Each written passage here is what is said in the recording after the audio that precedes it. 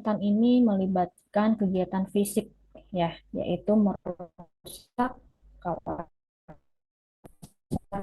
hutan.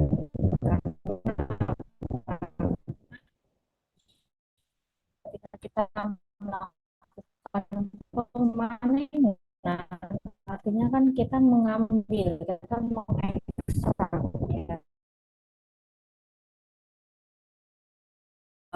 beragam ya, mulai dari mungkin yang ukurannya di bawah 10 bahkan sampai di atas 30. Nah, artinya kita membutuhkan ruang ya, kita membutuhkan juga yang namanya peralatan ya, equipment untuk bisa mengambil kayu tadi. Nah, pada awalnya ya proses pemanenan kayu ini tidak memperhatikan ya dampak yang diakibatkan akibat proses pemanenan gitu. Jadi ketika mereka mengambil kayu dari dalam hutan, ya sudah gitu, mereka apa selesai mengambil kayu kemudian ditinggal begitu saja dengan harapan apa? Dengan harapan hutan bisa melakukan proses regenerasi lagi gitu. Artinya ada proses permudahan secara alami. Nah, kemudian apakah iya gitu ya, itu bisa berlangsung secara uh, apa namanya 100% berhasil. Nah, yang jadi masalah adalah kalau kita melakukan aktivitas ya dengan menggunakan alat berat, ya contohnya dengan menggunakan bulldozer ya, ataupun mungkin dengan menggunakan um, apa namanya lori gitu ya dan sebagainya lah, pokoknya ada alat beratnya di situ. Ya tentu saja ini serta merta akan merusak ya, merusak lapisan tanah hutan. Karena di situ pasti yang namanya kita bawa kendaraan, misalnya bulldozer contohnya, itu kan pasti dia akan merusak lapisan tanah hutan. Tanah yang paling atas itu akan rusak karena kan kebawa terus sama rodanya bulldozer tadi ya, rodanya ataupun truk gitu di sekitaran sana. Itu tentu akan merusak. Kemudian selain itu akan terjadi pemadatan di areal yang dilalui ataupun dilewati oleh kendaraan tadi, alat berat tadi. Nah, sehingga otomatis ya pada areal tertentu yang kita sebut dengan jalur syarat, sudah tahu ya tentu ya jalur syarat itu apa ya? Sudah dijelasin kan sama Bu Lisa, jalur syarat, jalan syarat sudah belum? Harusnya sudah ya, nggak harus Bu Risa, di PWH aja udah ya, dan namanya jalan syarat. Nah, jalan syarat itu kan udah apa namanya terpadat kan, karena seringnya alat berat lewat di situ. Nah, sehingga otomatis areal tersebut itu akan sangat sulit gitu loh untuk terjadinya proses permudahan alam tadi, gitu, mustahil gitu. Nah, padahal ya, apa areal yang menjadi salah satu yang potensinya terbuka ya luas itu dan banyak itu adalah jalan syarat tadi, di mana jalan syarat itu kan kalau kita sudah selesai memanen petak tebang itu kan kita harus pindah ya, kita harus pindah dan sudah tidak menggunakan jalan syarat itu lagi, jalan syarat itu sudah ditutup. Nah, karena kalau misalkan kita hanya mengandalkan tadi permudahan alam, ya sudah berarti sangat kecil ya kemungkinan daerah yang menjadi jalan syarat tadi itu bisa segera pulih ya, bisa segera tertutupi lagi oleh vegetasi. Nah, sehingga ya di sini ya muncullah satu kajian ya terkait bagaimana upaya kita bisa memanen hutan, memanen itu yang sifatnya lebih ramah lingkungan itu walaupun ya pada prinsipnya tetap merusak ya, sehingga muncullah teori yang mengenai real dan juga ada prakteknya di lapangan ya terkait dengan real itu. Nah, nanti akan ada beberapa penelitian ya yang berkaitan dengan penerapan real, hasil penerapan reduced impact logging itu di wilayah ya. Itu nanti akan terlihat ya beberapa perbedaan. Itu mereka melakukan pengujian terhadap apa wilayah yang dilalui oleh alat berat, kemudian coba ditanami oleh beberapa jenis apa spesies gitu ya, kayak meranti dan lain sebagainya. Itu ada dampaknya. Nanti akan dijelaskan dalam perkuliahan ini. Oke, gitu. Ada pertanyaan mungkin sebelum kita mulai? Itu tadi masih intronya ya. Ada pertanyaan mungkin?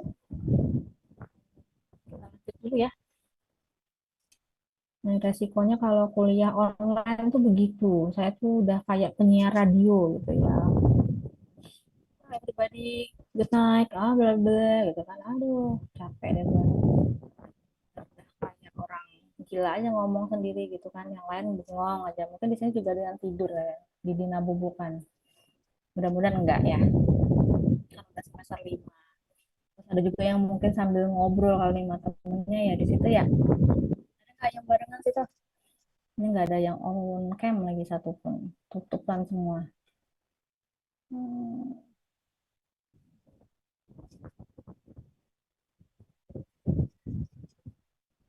Halo, ini ada orangnya nggak?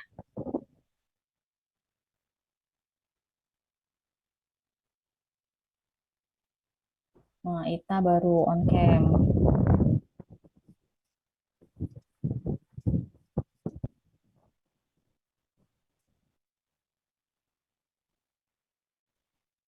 Yang lain sedang bengong semua.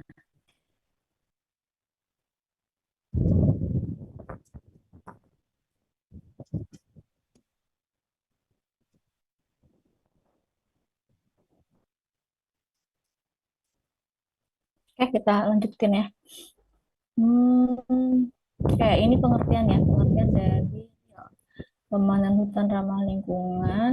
Dia adalah suatu teknik pemanen untuk mengurangi kerusakan pada tanah dan tegakan tinggal serta dampaknya terhadap kehidupan satwa liar. Nah, tadi seperti yang sudah saya sampaikan di intro tadi ya, bahwasanya apa pemanenan hutan yang sifatnya ini ramah lingkungan berusaha untuk menekankan pada bagaimana caranya supaya apa dampak dari proses pemanenan hutan ini bisa dikurangi.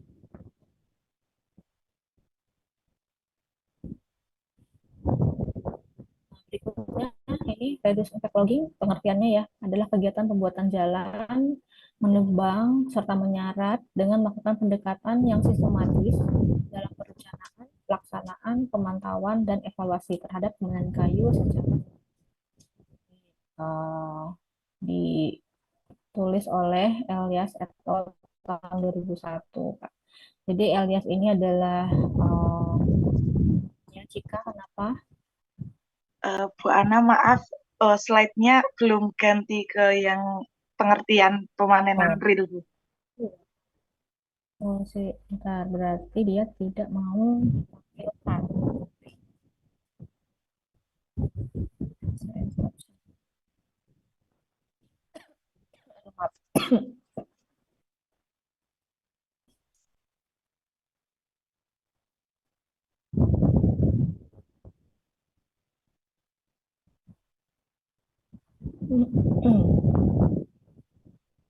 Ini sudah kelihatan belum?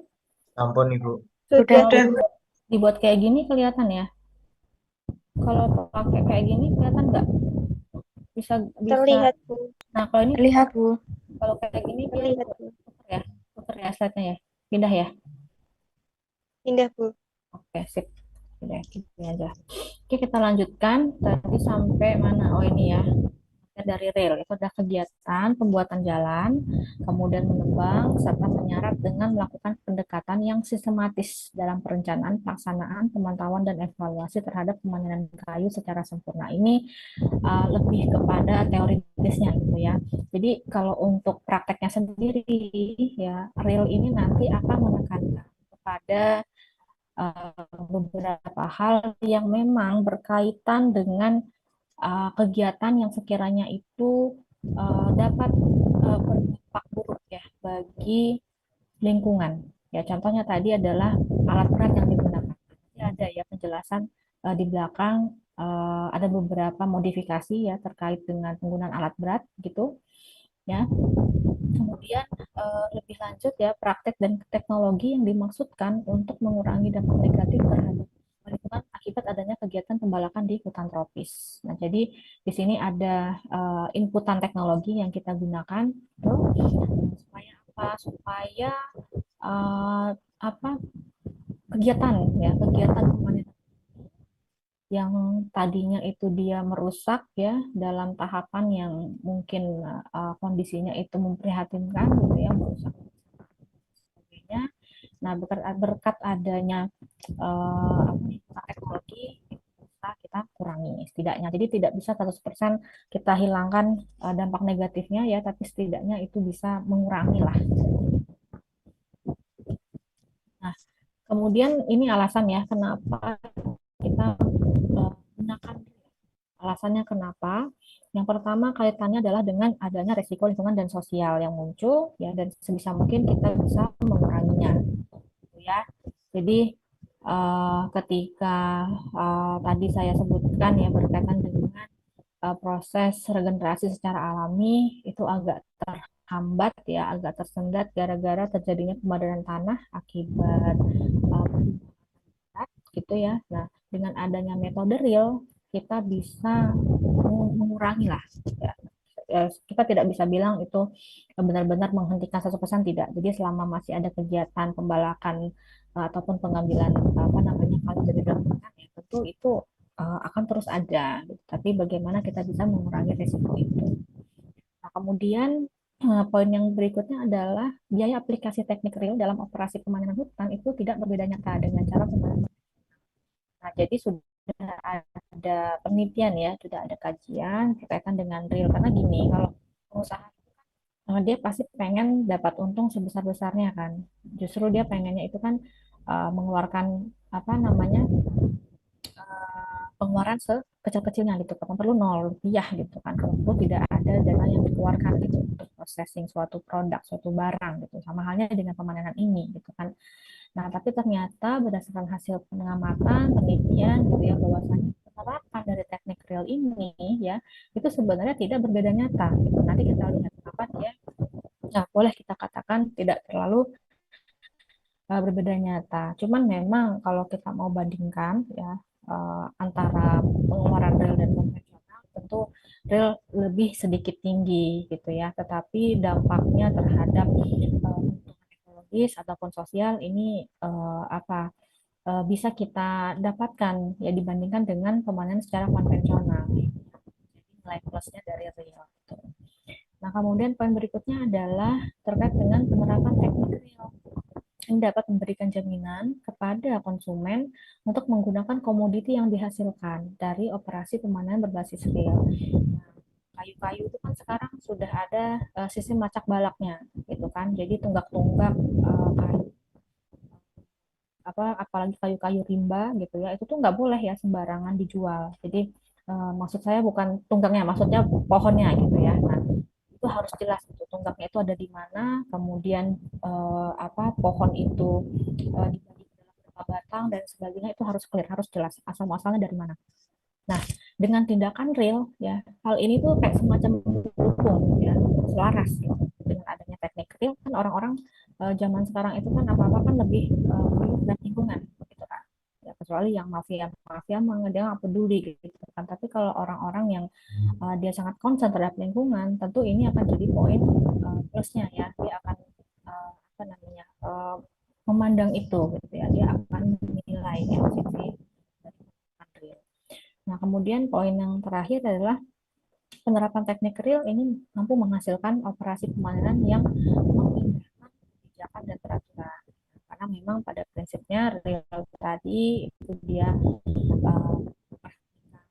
kondisi lingkungan dan sosial, sehingga ya otomatis tindakan dari penerapan teknik real ini sendiri juga tentu sesuai dengan peraturan dan kebijakan yang berlaku.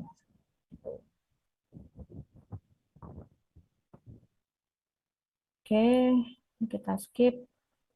Nah, di sini ada dampak atau impact ya. Terus juga nanti akan ada pengaruh atau efek. Nah, jadi bedanya pengaruh ya dan juga dampak. Jadi kalau dampak itu dia berjalan dua arah gitu ya, saling berbenturan. Jadi dampak positif dan dampak negatif gitu. Jadi dia biasanya akan berjalan satu arah.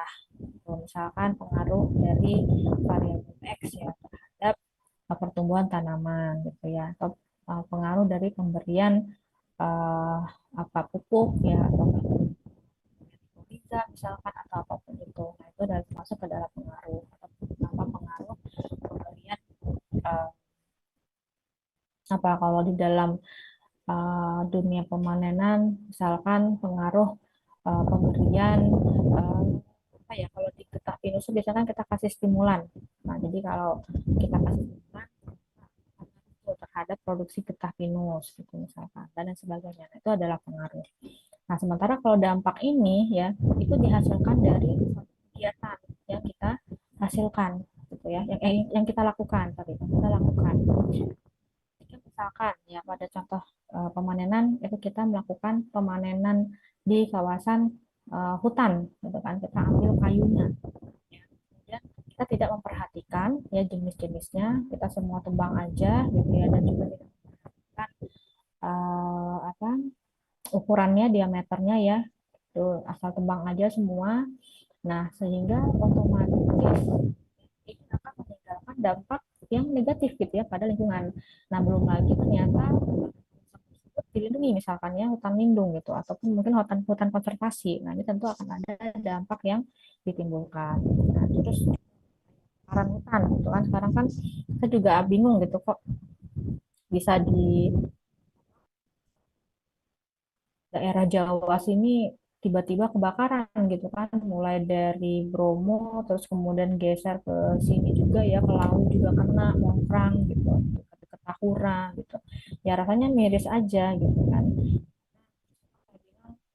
Kalau di Sumatera atau Kalimantan mungkin itu adalah suatu hal yang nggak heran gitu, karena memang di sana baik itu masyarakatnya ataupun pihak pihak tertentu ya, private gitu, private sektor ya, mereka sudah apa ya, ya sudah sering gitu loh melakukan itu gitu, melakukan pembakaran terhadap kawasan itu demi keuntungannya mereka, padahal mereka tidak berpikir gitu kan terhadap impact yang dihasilkan akibat dari apa yang sudah mereka lakukan.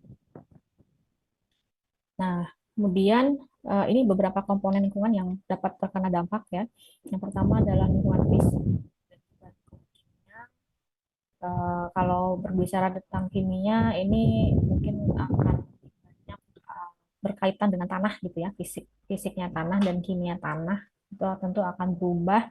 Tadi saya sudah singgung ya dari awal, misalkan ada alat berat yang lewat, kemudian tanah itu pasti akan tergerus terus ya, akan terkikis gitu bagian atasnya, kemudian mengalami pemadatan. Nah, ini akan otomatis akan mengubah lingkungan fisik ya dan juga kimianya dari si tanah tersebut. Dan ini tentu saja akan berpengaruh terhadap kualitas tanahnya ya.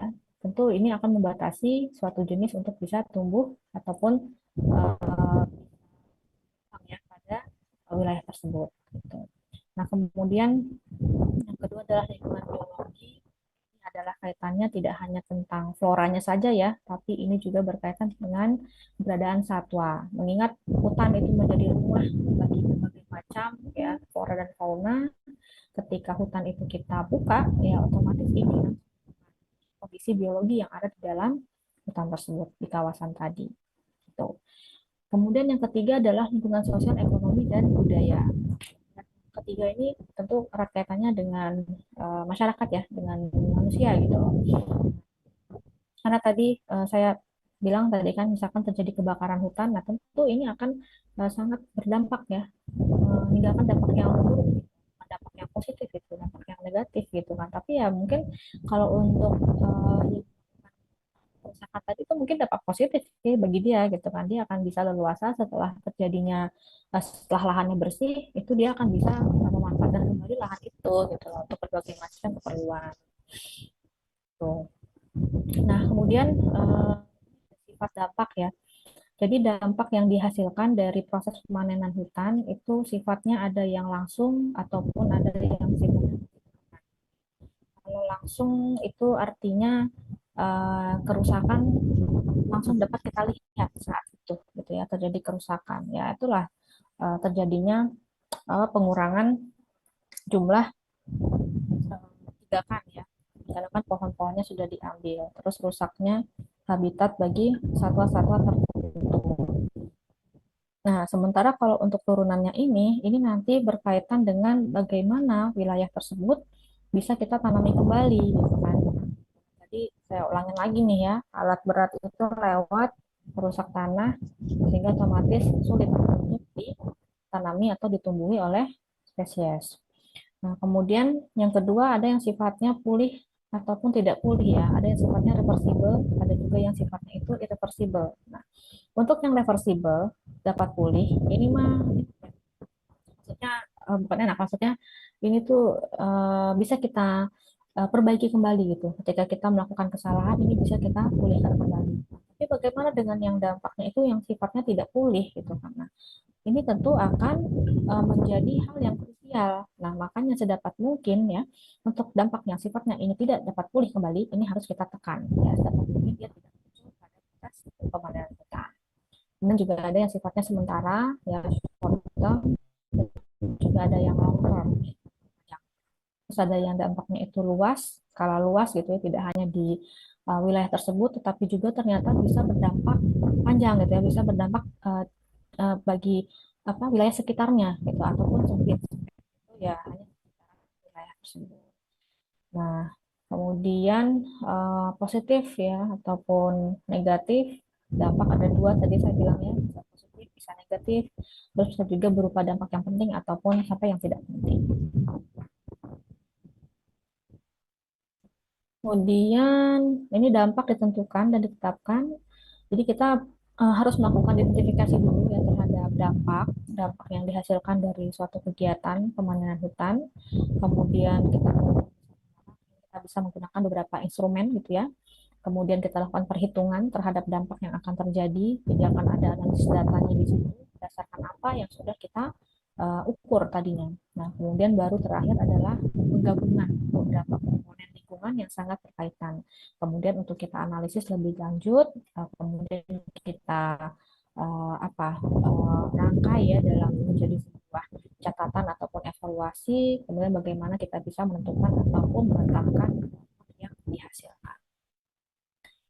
Nah, dan ini contoh-contohnya ya dampak yang terjadi dari komponen fisik kimia ada berupa kebisingan.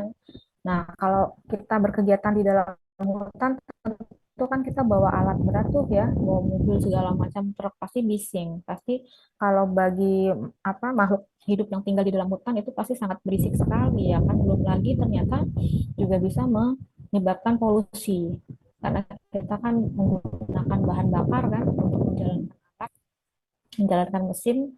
Nah, tentu di sini kualitas udara akan terganggu.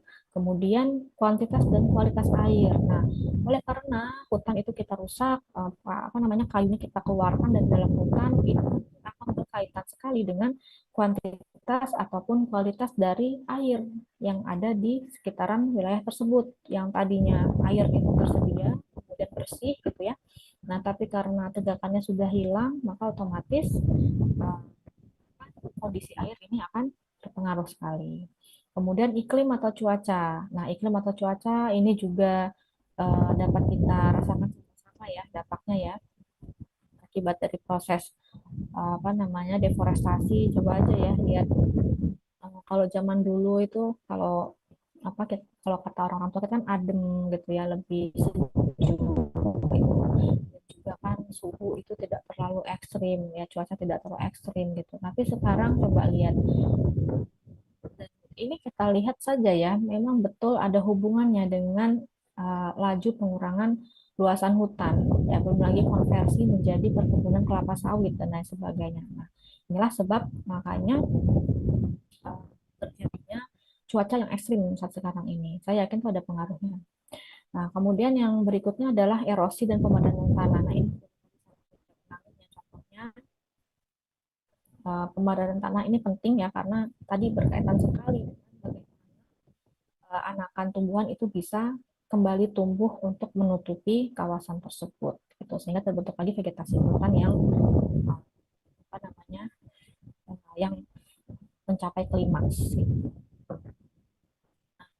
Ini salah satu apa namanya penjelasan ya terkait dengan kebisingan yang dihasilkan.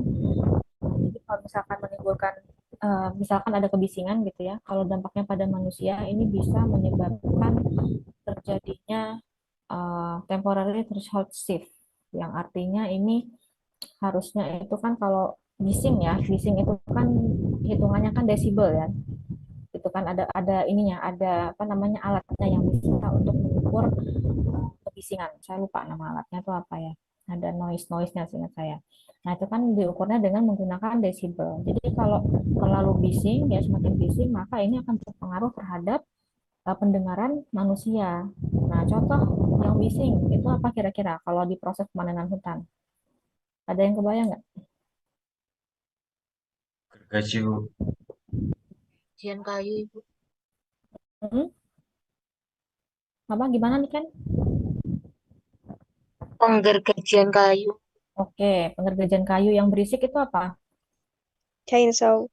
Chainsaw-nya ya, mesinnya yang berisik. Kalau di proses pengembangan itu chainsaw, kalau tadi pada proses penggergajian itu yang berisik adalah gergaji utamanya ya, baik itu benzo ataupun circular saw. Betul ya.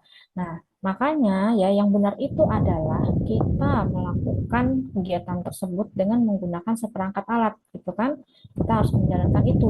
Kalau kita harus sesuai dengan SOP-nya. Ada K3-nya gitu ya. Nah, tapi kebanyakan termasuk kemarin kalian praktikum tuh ya yang di Sragen, coba lihat bapaknya pakai pakai itu enggak, pakai tutupan kuping itu enggak kan? Nah, padahal kan chainsaw begitu berisiknya gitu loh. Itu kan sangat noise sekali ya, berisik sekali. Nah, makanya kalau mereka yang memang eh, sesuai dengan SOP itu tuh benar-benar digunakan gitu loh, mulai dari helmnya gitu kan, goggles gitu ya, terus alat pelindung untuk kuping, kemudian sarung tangannya proper ya, pakai sepatu gitu ya, dan sebagainya. Nah, itu yang harusnya dilakukan untuk apa? Yaitu untuk mencegah terjadinya dampak negatif tadi. Nah, kemudian ternyata kebisingan sendiri ya itu juga selain sifatnya temporary, ini juga bisa menyebabkan permanen ya, kerusakan permanen. Nah, ini kalau misalkan kebisingan yang ditimbulkan ya akibat pengoperasian alat oleh para operator, oleh para pekerja tadi, itu sudah melampaui ambang batas atau mungkin karena efeknya terlalu sering. Nah, ini harus berhati-hati. Makanya mereka ngomongnya suka kenceng gitu kan, padahal orang tuh udah denger gitu. Cuman karena dia sudah terbiasa bekerja dengan alat yang berisik ya, yang bising, makanya dia suaranya tuh otomatis kencang. Nah, kemudian adanya erosi dan runoff pada tanah. Jadi kalau hujan ya, hujan itu kan dia turun dengan kecepatan tertentu nggak sih? Ya kan? Nah, kalau hujan itu jatuh ke tanah secara langsung, oke, itu akan mengikis lapisan tanah ya, sifatnya gitu, dia akan mengikis lapisan tanah. Nah, berbeda dengan kalau hujan itu turun di kawasan hutan ya, di mana hutan itu kan dia punya percabangan ya, apa namanya, batang ya, yang ternyata bagian kulitnya itu beralur ya, mulai dari alur dangkal sampai alur yang dalam gitu. Nah, ternyata ini bisa mengurangi ya, dampak dari aliran air. Saya seperti itu. Ya, ternyata bisa.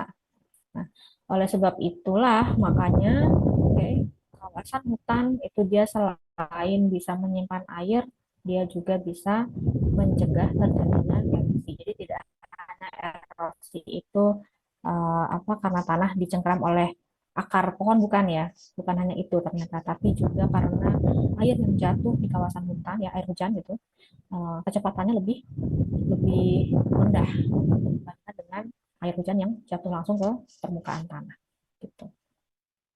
Nah, kemudian eh, ini ada apa ya namanya, semacam persamaan gitu ya, ada persamaan yang menunjukkan hubungan antara faktor-faktor yang mempengaruhi timbulnya erosi tanah gitu ya, mulai dari iklim C gitu ya, terus ada tanah sendiri, terus ada topografi, kemudian ada vegetasi dan juga ya, jadi ada beberapa faktor gitu yang bisa menimbulkan erosi. Oke, sampai sini ada pertanyaan?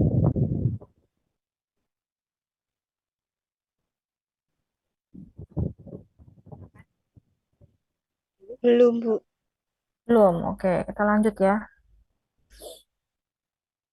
Oke, berikutnya berkaitan dengan kepadatan tanah. Nah, di sini ada beberapa hal ya yang akan kita terkait dengan pengaruh kegiatan pemanenan kayu dalam operasi penyeradan terhadap kondisi fisik tanah hutan. Yang pertama adalah berkaitan dengan meningkatkan kerapatan limbah tanah, yaitu bagaimana kita bisa meningkatkan ataupun sebenarnya justru kita tuh apa ya menjaga kondisi tanah karena tadi akibat adanya pemadatan ya di sini tentu akan mempengaruhi kualitas dari tanah itu sendiri gitu kan. Nah, kemudian berkurangnya total ruang pori. Nah, jadi kalau tanah yang sebelum adanya tekanan akibat dari kendaraan yang lalu, itu kan di dalam tanah ada pori.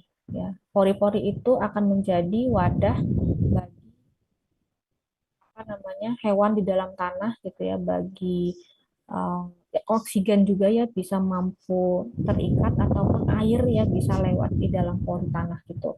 Nah, semakin berkurangnya ruang pori, maka ini akan menghambat hal tadi. Jadi cacing dan organisme lainnya itu akan sulit untuk lewat pada tanah yang terpadatkan. Kemudian oksigen ya, ketersediaan oksigen juga akan semakin berkurang.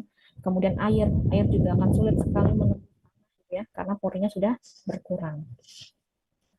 Kemudian poin yang ketiga ini sama ya berkurangnya pori non kapiler dan berkurangnya laju infiltrasi air pada tanah, lalu berkurangnya permeabilitas tanah karena tadi jadi dia lebih tidak elastis gitu. Kemudian berkurangnya diameter pori efektif, berkurangnya kapasitas atau daya tampung air karena tadi air yang seharusnya dia bisa merembes masuk ke dalam tanah ya, oleh karena porinya sudah berkurang, terus pori non kapilernya infiltrasi pun juga sudah berkurang, maka otomatis kapasitas atau daya tampung airnya pun juga akan berkurang, akan menurun. Nah, kemudian poin berikutnya adalah meningkatkan kekuatan tanah. Memang ya secara struktur karena dia padat, otomatis dia akan lebih kuat gitu dibandingkan dengan tanah yang gembur. Nah, kan tetapi ini kan bukan serta merta itu tuh hal yang positif gitu ya, karena tanaman sendiri ya lewat sistem butuh apa tanah yang sifatnya mudah untuk dilalui gitu kan, butuh yang tanah yang ada porinya gitu, medianya itu media yang gembur gitu, sebisa mungkin. Makanya kalau untuk tanah yang terpadatkan tadi itu akan sangat sulit. Kemudian terjadi perubahan tanah ke bentuk pipih jika terjadi peningkatan kekuatan tanah. Nah, karena butir tanah tadi kan sudah yang tadinya tuh mungkin bentukannya tuh lebih ke bulat gitu ya. Nah, ataupun oval mungkin. Nah, tapi kalau misalkan di sini terjadinya pemadatan akibat sudah tertekan gitu ya oleh alat-alat berat, maka bentuknya akan berubah menjadi lebih pipih. Oke, gitu. Terus beberapa faktor yang berpengaruh terhadap kepadatan tanah itu ada tekstur tanah, kemudian ada kadar air, kemudian ada ground pressure, kelerengan, getaran, dan juga lintasan. Ini kaitannya adalah dengan alat berat yang lewat ya. Bahkan getarannya pun juga bisa berpengaruh gitu terhadap kondisi tanah gitu. Oke, kemudian ini tentang dampak biologis ya. Nah, dampak biologis ini berkaitan dengan vegetasi ya, tadi saya bilang ya, berkaitan dengan satwa, oke, kemudian mikroorganisme yang ada di dalam hutan, ya. Lalu juga ada flora dan fauna yang jarang ataupun nyaris ya punah gitu. Jadi kalau misalkan hutannya itu dirusak, ya otomatis dia sudah tidak punya ruang lagi gitu ya untuk tinggal, untuk hidup ataupun untuk mencari makanan gitu. Makanya contoh kayak harimau Sumatera gitu ya. Harimau itu kan sudah beberapa kali ya apa menyerang manusia. Nah, itu bukan karena tanpa alasan gitu loh. Karena ya memang selain dendam kali ya sama manusia kan, karena manusia ngerusak terus rumahnya, ya sebenarnya juga kondisi di dalam hutan itu sudah nggak ada makanannya gitu loh. Jadi kan makanan utama harimau itu kan babi hutan, rusa gitu kan, kijang, kancil dan lain-lain. Nah, tapi manusia itu kan maruk ya. Jadi ada aja orang yang datang ke hutan tuh untuk berburu. Jangankan rusa ataupun kijang ya, babi hutan aja tuh udah habis gitu diburu sama manusia gitu untuk memuaskan nafsunya mereka. Nah, makanya harimau itu malah langsung datang ke desa gitu, bukan turun gitu loh. Karena memang dalam hutan itu sendiri udah nggak dapat makanan, udah kalah sama manusia. Gitu. Jadi ya tidak heran lah ya jadinya seperti itu. Saya bukan berarti mendukung harimau, bukan, tapi maksudnya ya itu semua itu karena akibat perbuatan kita juga yang terlalu berlebihan gitu. Mereka juga nggak akan ganggu kan kalau kita nggak mengganggu mereka. Nah, bahkan biota air pun juga terdampak akibat timbul ya dari proses pemanenan. Jadi kalau pemanenan itu kan pasti ngelewatin sungai gitu ya. Nah, sungai-sungai yang tadinya itu kemudian biotanya itu banyak yang beraneka ragam. Nah, tapi karena satu kegiatan tadi otomatis kan langsung tercemar gitu kan. Nah, otomatis itu akan mengganggu sekali. Nah, selanjutnya adalah berkaitan bagaimana dengan cara kita mengendalikan ya, bagaimana kita mengendalikan dampak yang timbul akibat proses pemanenan hutan. Nah, yang berkaitan dengan perencanaan jaringan apa namanya sudah belajar tentang pembuatan jaringan jalan tuh. Kemudian di sini kita harus bisa menentukan ya peta jaringan jalan yang secermat mungkin, ya yang seefisien mungkin. Jadi jangan sampai itu berlebihan, jangan sampai itu terlalu banyak merusak. Itu salah satu bentuk cara kita untuk mengendalikan dampak dari kerusakan hutan akibat proses pemanenan. Nah, kemudian yang berikutnya adalah pemetaan lokasi pohon-pohon yang akan ditebang gitu. Nah, jadi sebelumnya kita sudah harus inventarisasi dulu ya, di mana pohon-pohon potensial yang bisa kita tebang. Jadi jangan sampai salah gitu ya, jangan sampai salah udahlah ngerusak hutan lebih banyak lagi gitu ya meninggalkan kerusakan ya udah gitu. Ini benar-benar dampaknya itu sangat besar sekali. Nah, kemudian yang ketiga, informasi jelas tentang spesies dilindungi. Nah, maka dari awal untuk spesies yang dilindungi, ya, yang tidak boleh diambil, tidak boleh diekstrak, tidak boleh dikeluarkan dari hutan itu harus diketahui terlebih dahulu, harus jelas. Nah, ini sebenarnya penting ya peranan dari aparat gitu untuk bisa menegakkan ini. Nah, kemudian pembatasan jumlah pohon yang akan ditebang, ya annual allowable batasan itu ya harus ada apa batasan-batasan yang ditetapkan. Jadi kalau ditebang pilih gitu ya maksimal minimal diameter pohonnya itu adalah misalkan 30 cm ataupun di kawasan tertentu bisa 40 cm gitu ya dan sebagainya. Dan juga ada batasan berapa volume yang bisa kita hasilkan ya bisa kita ambil dari satu kawasan. Kemudian kaitan dengan jumlah volume kayu yang ditebang per area tebangan. Ini sama ya sebenarnya ya, pembatasan jumlah pohon yang ditebang, kemudian perencanaan jaringan jalan syarat, pemanenan, dan juga penandaan jalan syarat di lapangan. Kemudian lanjut ada pemotongan akar panjat, liana, pada bah. Nah, ini kemarin yang kalian kerjakan di praktikum ya, Sagan kemarin kan menentukan arah rebah. Saya nggak tahu tuh apakah kemarin kalian juga ikut menentukan arah rebah atau bapaknya sendiri yang menentukan. Tapi seharusnya kalau instruksi dari koas jelas ya, harusnya di awal kalian itu yang menentukan arah rebah gitu. Jadi nanti bapaknya yang akan mempertimbangkan apakah sesuai dengan yang diinginkan beliau atau tidak. Sebenarnya gitu ya. Cuma nggak tahu dikerjain apa enggak ya yang kayak gitu. Ada nggak sih? Dikerjain nggak? Kemarin dijelasin nggak sama koas disuruh nentuin arah rebah juga?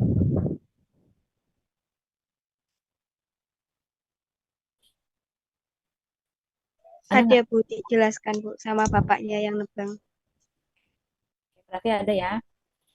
Oke. Kemudian pelatihan tenaga kerja. Nah, ini penting ya. Tenaga kerja itu haruslah yang terlatih. Kalau misalkan tidak ada apa namanya latihan ya, tidak diarahkan ya bagaimana mereka bisa mengoperasikan alat, bagaimana mereka bisa apa namanya menegakkan SOP dan sebagainya, maka ini akan berpengaruh ya terhadap wujud dari konsep real tadi. Nah, kemudian penyaradan kayu hanya pada jalur syarat. Nah, ini harus diperhatikan juga. Proses penyaradan kayu itu hanya dilakukan pada jalur syarat yang sudah kita tentukan. Kalau di luar itu kita tiba-tiba menyarat kayu, maka akan semakin luas lah ya, kain apa namanya, hutan yang akan dirusak. Nah, kemudian pemanfaatan kayu maksimum. Nah, sebisa mungkin kita memanfaatkan kayu semaksimal mungkin ya, no waste kapan perlu. Jadi yang utama itu kan kita ambil pasti batangnya ya, batang biasanya diambil gitu ya, cabangnya dibuang semua. Nah, sebisa mungkin cabang-cabangnya tadi itu dimanfaatkan. Apakah mungkin ya digunakan untuk industri pelet misalkan ya, wood pellet, atau mungkin untuk digunakan industri arang atau untuk papan partikel ya, papan serat dan lain sebagainya. Nah, itu yang uh, pemanfaatan kayu secara maksimum, secara optimum. Kemudian pengendalian operasi pemanenan. Nah, ketika kita melakukan proses operasi pemanenan, tentu harus ada pengendalian ya. Harus ada pengendaliannya, harus tim yang terus melakukan quality control gitu ya. Apakah sistem pemanenan ini berlangsung dengan seperti apa yang sudah dicanangkan di awal.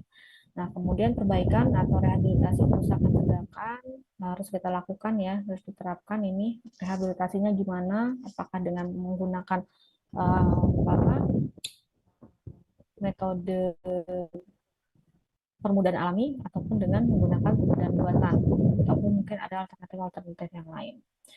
Kemudian yang berikutnya adalah pengaplikasian sistem upah yang tepat. Nah, kadang ini ya, ini sensitif sih ya, karena orang itu baru mau bergerak, orang itu baru mau benar-benar sungguh-sungguh kalau sesuai upahnya. Walaupun kalaupun sudah sesuai dengan standar yang mereka, kadang ada aja gitu kan yang tidak sesuai gitu, ogah-ogahan gitu. Makanya upah itu sendiri ini juga bisa menjadi salah satu tolak ukur ya. Kita memperkerjakan seseorang ketika kita melakukan suatu aktivitas atau kegiatan. Kemudian kaitan dengan hal teknis lapangan dalam rangka mengendalikan dampak. Apa yang bisa kita lakukan di lapangan gitu ya. Yang pertama, ini kaitannya dengan uh, mesinnya ya, dengan sorry bukan mesin, dengan apa namanya nih, alat alat beratnya ya, alat beratnya yang digunakan. Yaitu kita bisa menggunakan traktor LGP yang tidak menggusur permukaan tanah dengan blade traktor. Nah, jadi ada beberapa modifikasi yang bisa kita lakukan ya, yaitu yang digunakan itu sebaiknya ya dilengkapi dengan roda ya, roda yang dia itu tidak terlalu banyak mengikis apa namanya lapisan tanah gitu. Nah, karena kan tadi masalah utamanya itu selain dengan pemadatan, itu kan juga adanya pengikisan tanah tadi. Nah, dengan adanya modifikasi-modifikasi yang dilakukan, ini tentu mengurangi dampak. Kemudian sistem syaratnya ya, sistem syarat mungkin kita ganti dengan menggunakan apa arch ataupun dengan menggunakan sulky. Kemudian kita juga bisa menggunakan wheel skidder ya sebagai alternatif. Ini sayangnya kayaknya di slide ini nggak ada gambarnya ya. Jadi kalian nanti cari aja itu wheel skidder tuh kayak apa, segala macam itu cari aja traktor LGP itu kayak gimana. Bisa kalian googling. Kemudian bisa juga dengan menggunakan tumpukan serasah jalan. Nah, jadi serasah yang dihasilkan dari hasil penebangan ya seperti ranting-ranting dedaunan gitu, ini bisa kita tumpuk ya, kita tumpuk di jalan syarat sehingga traktor ataupun alat berat yang lewat itu dia akan apa namanya menyentuh serasa terlebih dahulu ya, atau ranting-ranting itu terlebih dahulu, tidak langsung menyentuh tanah. Nah, sehingga upaya ini ya bisa setidaknya mengurangi terjadinya proses pengikisan terhadap lapisan tanah. Gitu. Walaupun pemadatan tetap terjadi, tapi tidak apa namanya kegiatan kok kegiatan terjadinya pemadatan tanah. Nah, kemudian berikutnya meletakkan tumpukan atau potongan dahan ranting. Nah, ini sama ya kaitannya dengan kegiatan yang nomor 4 tadi. Kalau ini lebih kepada daerah yang curam, kemudian memotong jalan syarat yang panjang dengan crossing, lalu melakukan penanaman pada jalan syarat yang sangat padat. Nah, jadi kita akan penanaman kembali ya sebaiknya, lalu mengembalikan tumpukan topsoil yang tergusur pada pembuatan jalan syarat dan TPN. Karena yang memiliki unsur hara yang terpenting itu kan pada topsoil gitu ya. Nah, jadi ini perlu kita. Oh, ada deh ternyata. Saya pikir nggak ada gambarnya. Ini ada gambarnya arc gitu ya. Jadi caranya itu adalah dengan apa?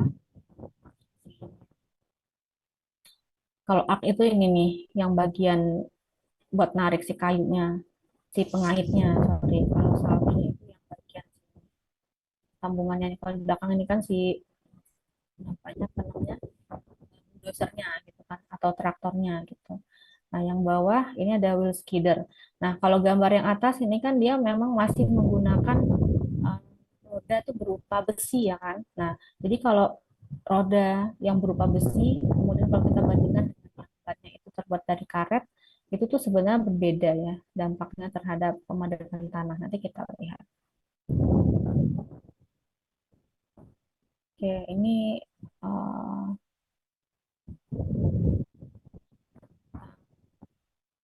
Oke, ini data ya sebenarnya ya, data hasil penelitian dari Matangaran tahun 99. Nah, Matangaran ini dosen saya ini ya, bapaknya memang pakar pemanenan hutan ini beliau.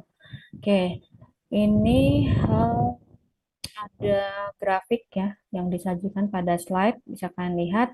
Jadi ada jumlah traktor yang melewati jalan tersebut ya, anggaplah ini jalan syarat yang dilalui. Kemudian ini adalah data yang diukur dengan block density-nya tanah. Oke. Nah, di sini ternyata ya seiring dengan pertambahan traktor yang lewat ya dari ini kan jumlah traktor kan 0, 1, 2, 3, 4 sampai 5 gitu ya di satu jalan syarat. Ternyata dengan pertambahan jumlah traktor yang lewat di jalan tersebut ternyata meningkatkan bulk density, meningkatkan kerapatan tanah gitu.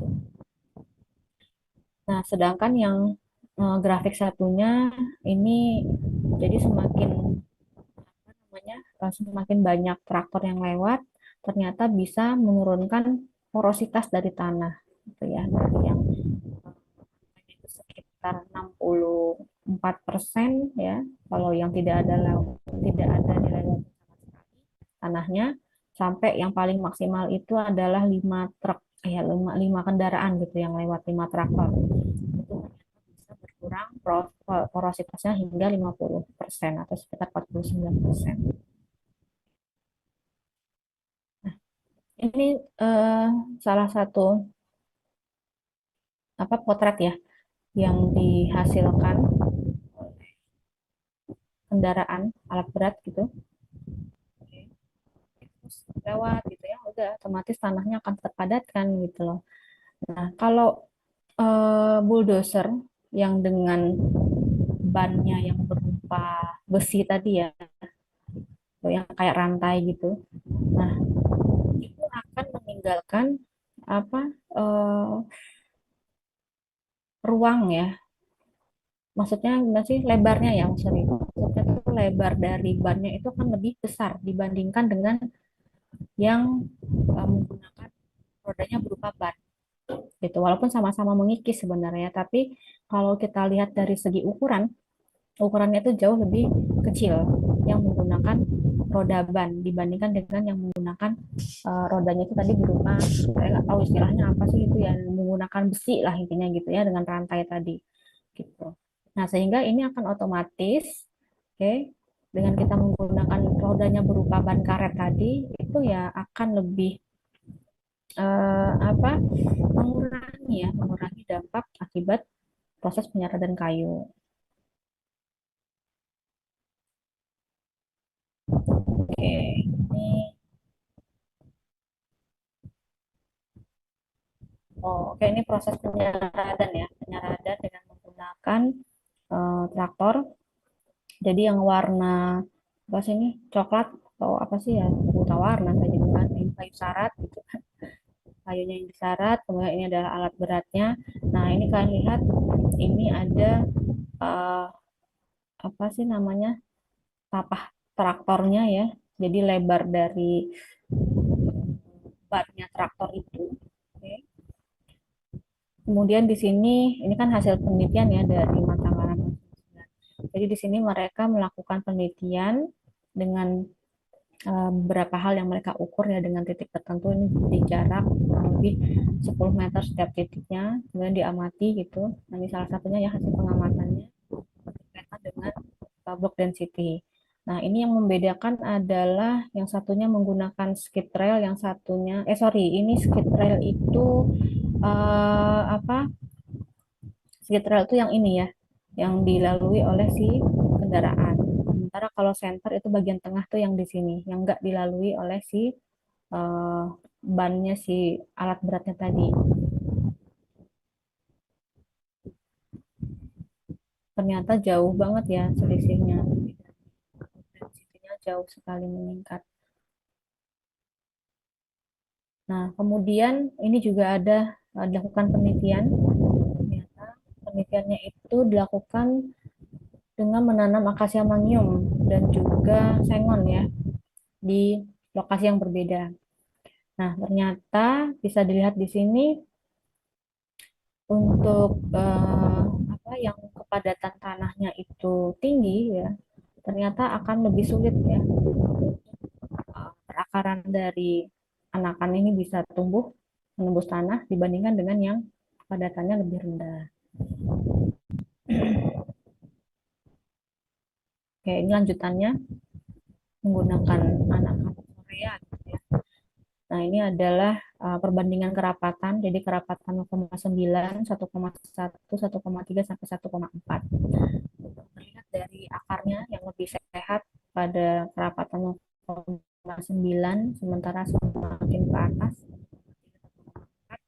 akarnya itu semakin sedikit ya, karena dia sulit banget untuk bisa menembus tanah. Oke, nah ini berdasarkan hasil penelitiannya 9, ternyata batasan untuk critical limit ya dari natural seedling growth itu ternyata adalah di 1,3. Jadi kalau sudah lewat 1,3 ini ya, maka itu akan sangat sulit sekali bagi tumbuh secara alami. Nah, kalau di 1,1 ternyata masih bisa tumbuh ya. Tapi ini nggak ada 1,2-nya, nggak tahu kenapa nih. Apakah dari sananya nggak ada. Nggak, itu nggak jadi variabelnya mungkin.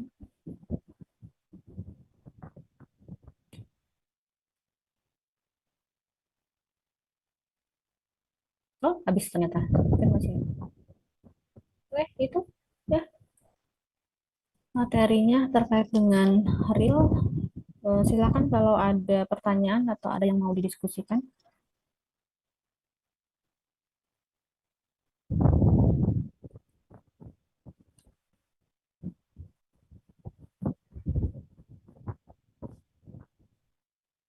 Tidak ada? Diam biasanya tidak ada ya. Ngantuk berarti. Tidur. Ya sudah.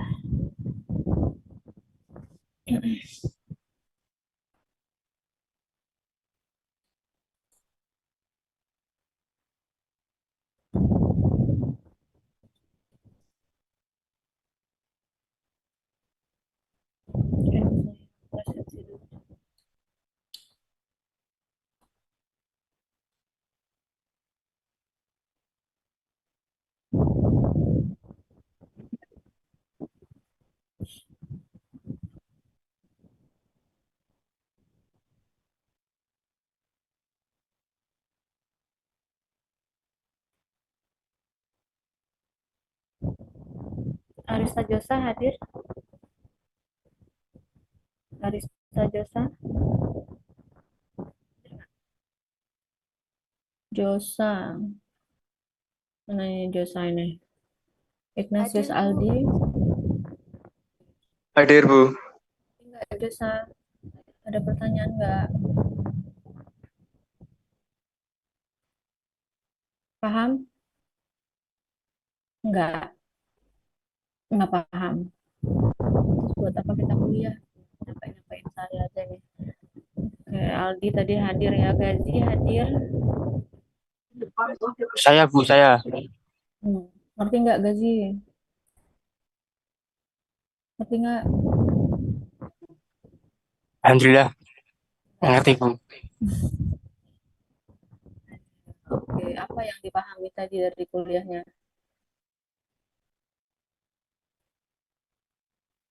Hmm? Dapat apa kuliah hari ini? Tentang apa? Kita bahas tentang apa?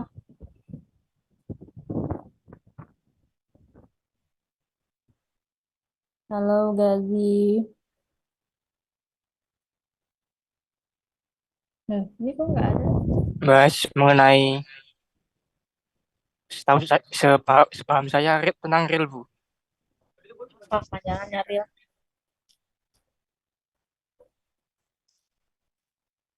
Nggak bisa bahasa Real itu Indonesia nggak apa-apa. reduce impact logging. Reduce impact logging. Nanya dulu sama temannya gitu ya. Berarti kan tidak menyimak. Haji Cahyono Putro. Hadir, Bu. Apa lanjut tadi kata Gazi kan kita bahas tentang real, reduce impact logging. Apa itu? Apa itu, Ci? Terkait dengan penggunaan alat atau apapun barang itu yang buat ramah lingkungan terkait dengan pemanen hutan. Gimana gimana? Ulangin. Jadi kegiatan buat misal pembuatan jalan dan lain sebagainya yang terkait dengan pemanen hutan yang ramah lingkungan. Yang ramah lingkungan. Yes. Farasifa Firdausi. Hadir Faras. Hadir, Bu. Faras. Hadir ya. Oke, Anzila Herujana. Hadir, Bu. Tita Novianti. Hadir, Bu. Dinar Azza Prameswari. Dinar Azza hadir. Dinar Azza. Halo. Dinar Azza. Mana Dinar Azza? Tadi kayaknya ada deh. Nggak ada nih Dinar Azza nih. Mana dia? Mana Dinar Azza? Mana perginya Dinar Azza Rizal?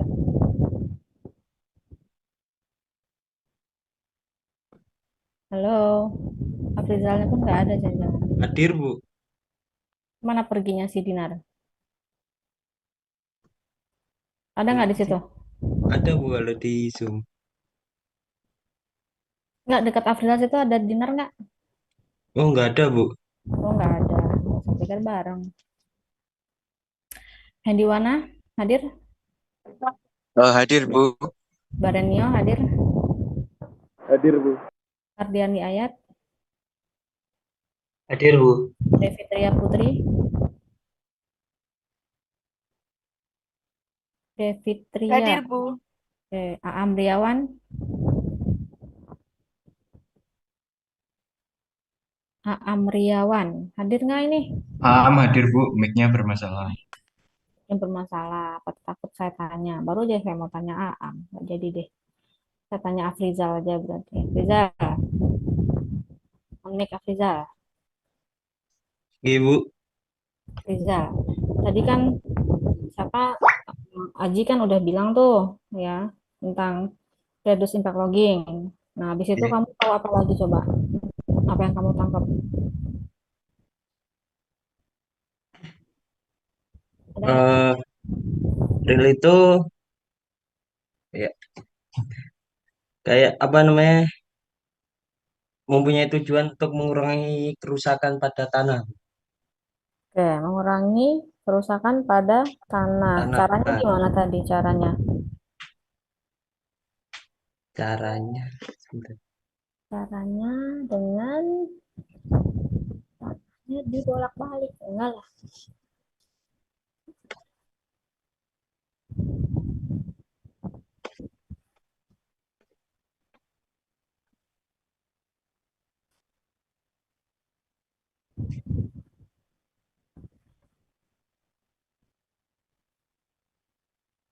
Dengan apa namanya? Melakukan kayak apa? Sistematis dalam perencanaan gitu, Bu. Kayak merencanakan terlebih dahulu Oh, jadi secara harus ada sempurna. perencanaan gitu. Ya, Bu. Rencananya harus secara sistematis gitu. Ya, secara Perencanaannya sempurna. gimana memang? Panjang lagi nanti ya. Wes lah, lanjut. Aman dan Ilham. Aman dan Ilham hadir nggak? Hadir, Bu. Anissa Fadila. Hadir Ibu. Anissa, lanjutin. Kamu Ya dapat Bu, info apa dari bagaimana Bu kuliah hari? terputus? Kamu dapat info apa dari kuliah hari ini? Kuliah Ya, malam ini. tadi udah dijelasin tentang real yang reduksi impact logging itu membahas tentang penerbangan dengan memperhatikan keadaan lingkungan sekitarnya. Lalu ada tadi dibahas juga efek dan dampak real terhadap lingkungannya, Bu. Lalu ada perencanaan pemanenan untuk realnya seperti apa. Lalu ada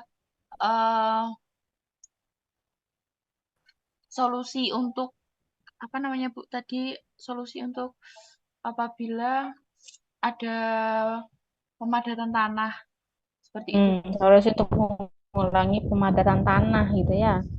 Nanti Iya. tadi yang belum dijawab sama Iqbal itu. Terus. Oke, makasih. Asri Widya Stuti, Hadir, Bu. Azhar Mufidah, Hadir, Bu. Cahyo Abid. Cahyo Abid hadir? Hadir, Bu. Hadir. Oke, lanjutin. Tadi tuh udah dijelasin sama Anissa. Kamu bisa lanjutin lagi nggak? Tadi tentang kepadatan tanah, itu caranya gimana?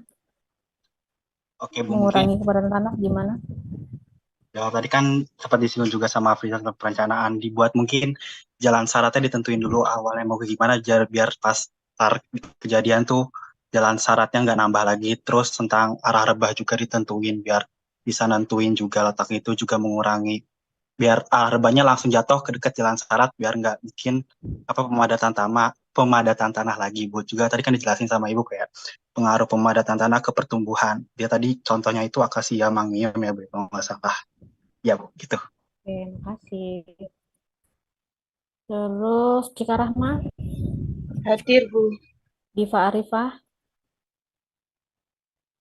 Hadir, Ibu. hadir. Fajar Ramadhani, Hadir, Bu. hadir. Oke, tadi apa yang kamu dapat, Fajar? Tadi ini Bu penerapan real dalam pemanenan hutan. Penerapannya apa? Contohnya? Contohnya menentukan jalan syarat sebelum penebangan, kemudian Kan tadi udah disebutin sama Abid. Yang lain? yang lain, Bu. Oke. Itu saya ulang-ulang terus loh. Dari awal sampai akhir tuh saya ulang terus contohnya. Pemetaan lokasi pohon-pohon yang akan ditebang, Bu. Ya, boleh. Terima kasih, Bu. Oke. Fatasya Aulia. Fatasya Aulia. Hadir nggak sih? Ada Fatasya Aulia? Mana ini? Orangnya presensi tapi tak ada. Mana? Ada yang tahu Fatasya Aulia? Atau emang dari awal nggak join? Batasnya join Bu, tapi emang lagi ke Pantal Bu daerahnya nggak ada listrik katanya di WA ini. Ada listrik. Terus di sana gimana? Lagi mati lampu maksudnya? Iya Bu, nih Bu. Udah. Gandira? Gandira hadir Bu. Ya, Gandira dapat apa Gandira? Baik sedikit menerangkan ya Bu, yang saya dapat tadi kayak dampaknya yang terjadi pada komponen lingkungan fisiknya Bu. Kayak tadi tuh diterangin kalau ada kebisingan yang contohnya itu kayak chainsaw man tadi yang suaranya itu keras. Terus ada memperburuk kualitas udaranya juga sama kuantitas sama kualitas airnya tuh kena dampak juga Bu karena kan kita ngelakuin penebangan jadinya eh, apa kualitas air dalam tanahnya sendiri kan larut jadinya nggak terlalu apa ya nggak bisa bertahan gitu tuh Lalu Oke. ada iklim dan cuacanya Nah, juga. cukup, cukup. Wes, nanti disimpan dulu buat yang lain. Thank you, Gandira. Gian Haryo, Gian Haradit, Gian Haryo. Ada nggak ini? Gian Haryo, lalu mana ini? Tadi ada nggak Gian Haryo? Tapi ini ada, cuman suaranya kok nggak keluar ya. Terus Gilang Dava, Gilang Hadir Dava Ibu. hadir. Gregorius Randi, Hadir Ibu. Hafida Ridho, Hafida Ridho hadir. Hafida. Nah, nggak ada di sini. Tadi ada Hafida nggak ya? Ada nggak Hafida tadi? Ada yang lihat nggak?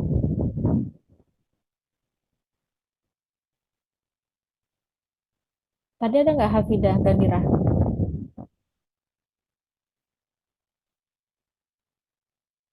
Kurang tahu Ibu, mohon maaf. Asna Asmiatul, Hadir Ibu. Asna Marisa Putri, Ivan Tamami, Ivan Tamami hadir. Hadir Ibu. Imam Maksadi, Hadir Bu. Hildayani, nggak ada ya Hildayani.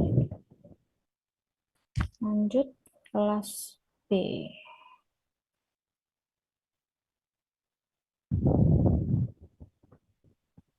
Oh, kelas B dikit banget, cuma 22 orang. Luciana hadir. Hadir Ibu. Rizal Arya,